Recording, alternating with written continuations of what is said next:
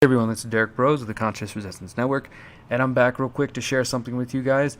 I don't want to make this video too long. I would hope that you guys would read. I know some of you like to read still. Some of you may have given up on it, but it's still something that's valuable because not everything can be told in video form so easy. I know it's easy to just pop on a video and go about your business, but sometimes you got to stop and read to get the details. But I'll save you some time with this article. First though, visit theconsciousresistance.com. Subscribe to our email newsletter right there.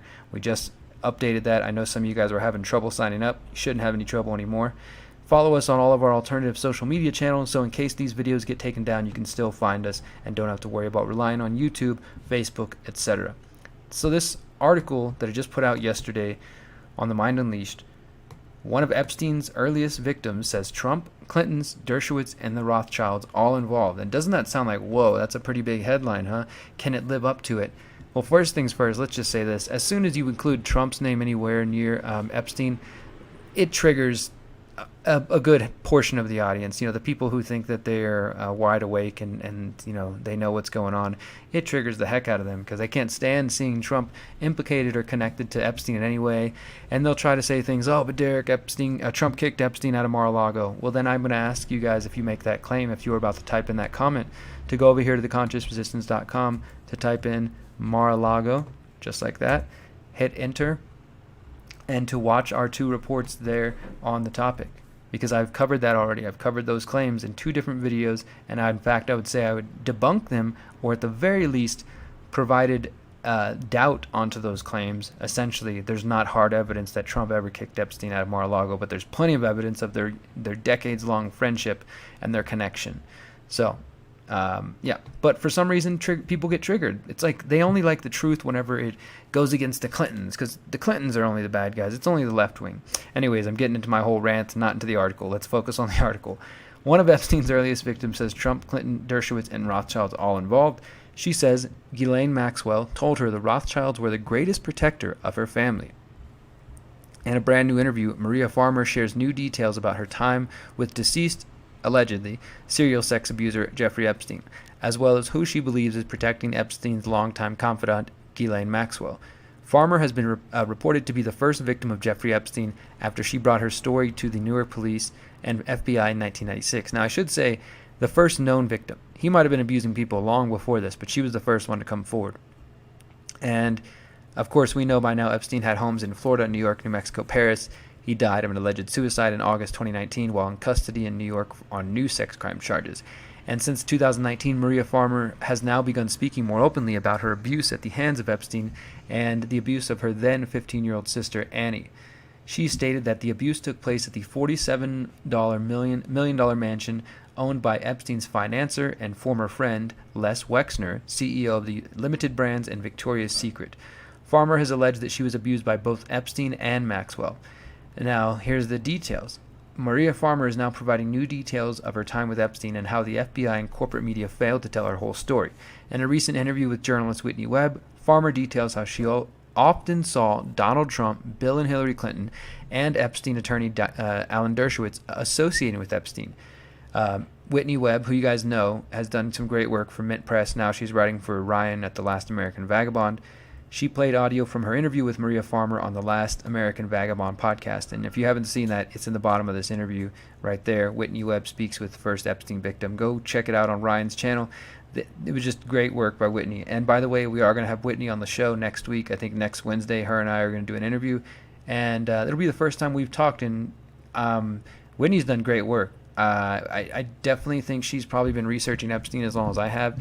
And while lots of people do videos, again, the written word is something much different. You can just get on a video and rant all day, and there's some skill involved with that, but it's a lot more timely and strenuous and difficult to sit down and write an article and compose your thoughts and pull all these different pieces of information plus add new information to it. That's what a real journalist does, and that's what Whitney is. So I appreciate that. To be, I guess, in the field with her exposing Epstein for the last couple of years. You guys have probably seen our documentary, Bringing Down Jeffrey Epstein, which came out in October 2018 before most people were even talking about or knew the name Jeffrey Epstein. But Whitney added so much more to the story. And she interviewed Maria Farmer here in this interview, and she says, quote, The worst part was I named everyone. I named everyone who I thought was a co-conspirator at the time. So I named Alan Dershowitz, Donald Trump, and absolutely the Clintons. These were people that I saw coming and going that I knew were part of it. I made it really clear that this was a very scary thing for children, and I see between 5 to 10 girls a day going upstairs. And she went on to say that Ghislaine Maxwell, who again was, you guys know, was Epstein's right-hand woman who was involved in the abuse, and her father, Robert Maxwell, has potential connections to, some would say British intelligence, but more likely, or maybe in addition to, Israeli intelligence. Farmer stated that Ghislaine Maxwell grew up with the British royal family, providing photo evidence of the apparent lifelong relationship. She says that basically Ghislaine claimed that her and Epstein only met Prince Andrew, once they were older, I think in the 2000s or something like that.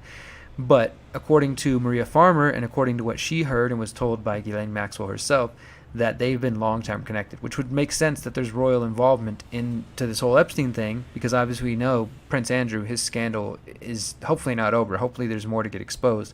But, it's been a big blight in the eye of the royal family, you could say. So Farmer said, quote, "She says to me, my dad was a very powerful man. She had a French passport, English passport, Israeli passport, and an American passport." Maria Farmer stated about Maxwell and her deceased father, Robert Maxwell, who, as I said, was probably an Israeli intelligence agent. The latest revelations from Farmer came only days after a federal court ruled that Epstein's sweetheart deal could not be overturned and that unnamed co-conspirators would not be held responsible for their actions. Do you guys get that? I covered that last week. That means no one is going to jail for this. Nobody is going to have their money stolen from them. These people who are out there still walking around are going free. That's what the court just ruled last week. And in a huge revelation, Maria Farmer pointed the finger at the notoriously wealthy and private family, the Rothschilds. She said, quote, later when she was talking to me, she says, and she's talking about Ghislaine Maxwell, the Rothschilds were the greatest protector of her family. Farmer claims that she has received death threats from the Rothschild family and that she believes Maxwell is being hidden in the UK to prevent her from being subpoenaed as a witness or charged in any crimes related to Epstein's serial abuse.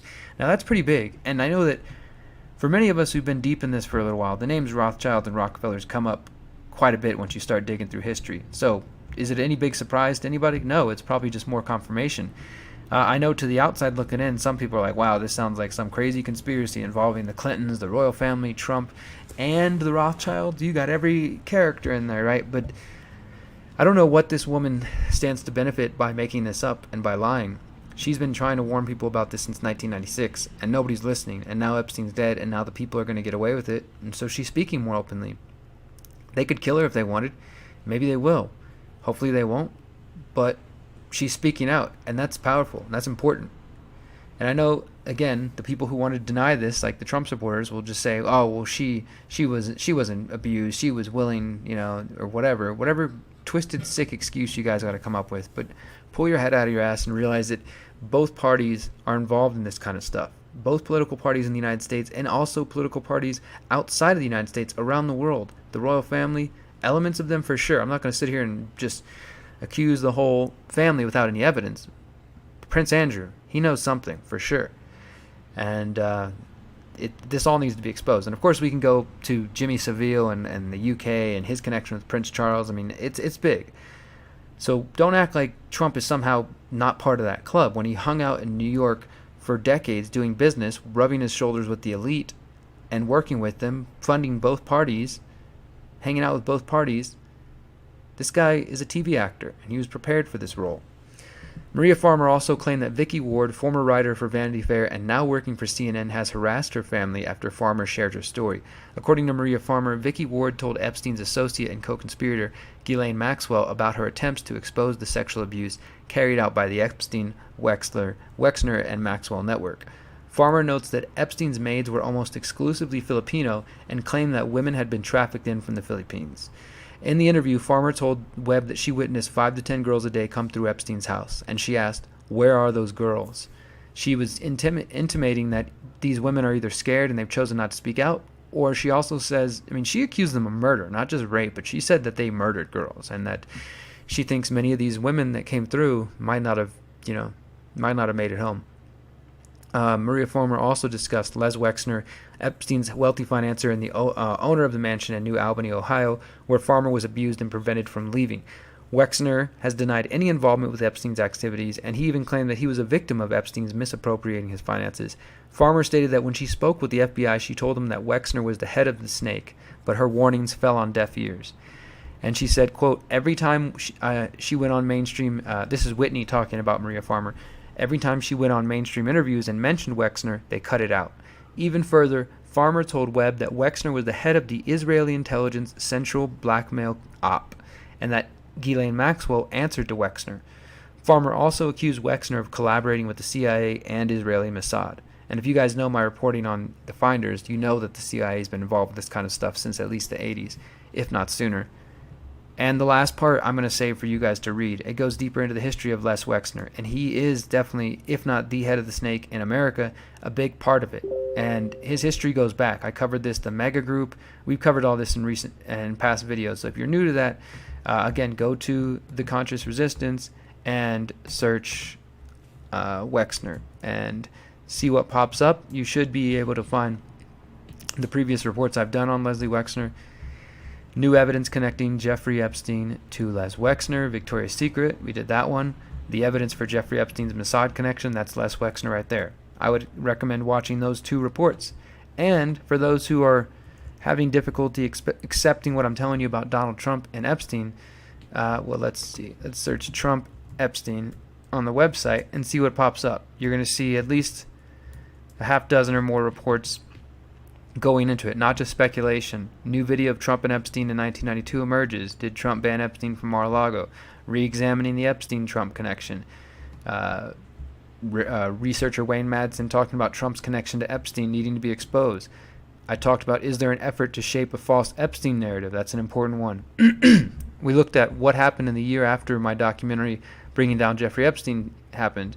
There's plenty of information in there, guys, so if you want to do the research, it's there. Go to my website. I've been working on this stuff for a while. I've been investigating Epstein since 2015. I've produced a documentary, written dozens and dozens of articles on the topic. So I'm not new to this. I'm true to this. Keeping it real since day one. All right, guys. Thanks for your time today. Please share this report. Like, follow, subscribe. Do whatever you got to do. Get the information out there. And again, don't rely on YouTube. Share my video from Float. Share my video off of Minds if I can ever get it to work. Anybody else use Minds? I haven't been able to get it to work lately. So if it doesn't work soon, I'm going to abandon it and focus on another platform. But for right now, I'm posting on Float, posting on BitChute, Library. Of course, YouTube and Facebook, while they exist until they kick us off, we'll continue to use it, I guess, even though I hate them. But share the work, guys. This is important stuff. These women deserve their stories to get out there. Maria Farmer deserves for the truth to be known, since the mainstream media won't reveal her stories. When they interview her, they take out pieces of the puzzle. They don't give the full story. If you care about getting the full story of Jeffrey Epstein out there, then realize that it's not over. Epstein may be dead, allegedly, or he may be hiding, or he may have been murdered. We don't know. None of us really know. But the truth is still out there. And the women who chose to come forward and tried to get justice, they did what I don't know, maybe there's a lot of people who wouldn't do that, but they were brave and they tried to get justice and they brought it forward. And Bradley Edwards and others fought for these women. And the only justice that we can have at this point is to get the truth out there to as many people as possible. So these women and their pain and their suffering and their effort were not for nothing. Thank you guys for listening. This is Derek Bros, The Conscious Resistance. Until next time, remember, you are powerful, you are beautiful, and you are free. Peace.